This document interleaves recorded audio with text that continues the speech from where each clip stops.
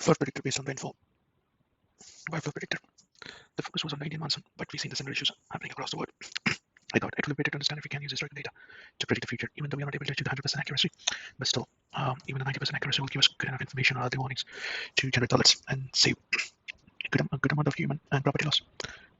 What flood predictor is used historical rainfall data and historical flood data just to understand, build a model, and based on that, try to predict.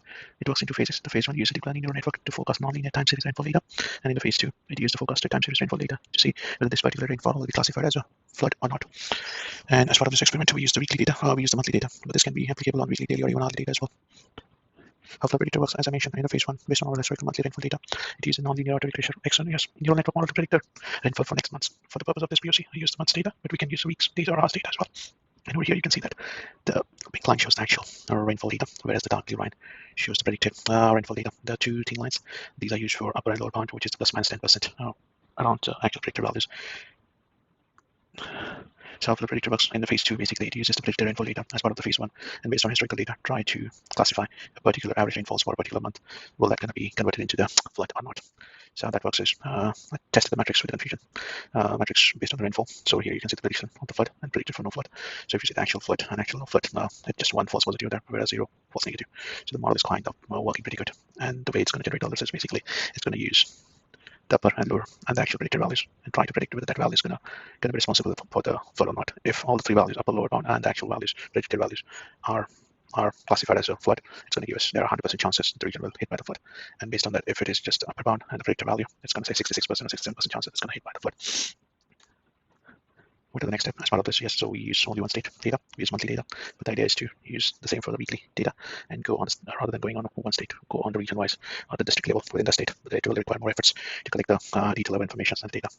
That work is already started, so as part of that, I'll just start to drop the emails to the state government asking for their support and how this can be useful for their future implementation as well. If we manage to convince the case, possibly the next step is to hand over this model to the government, the state government. In order to get the same data from the central government, I did communicate with them as well. And these are the critical challenges when building this overall model. Now the next phase is time for the demo. Thanks. Let's start with the demo here now. So I'm using Amazon SageMaker Studio for the purpose of this POC.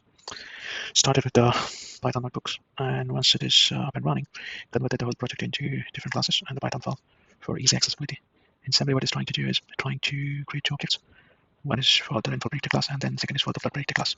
The rainfall predictor class object is to predict the rainfall, and whereas the flood predictor class object is to predict the flood.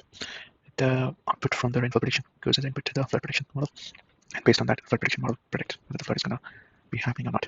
So moving to the demo part, if I go on my demo and try to run the flood predictor, yes, over here you can see that the root mean square value, which gives the accuracy basically.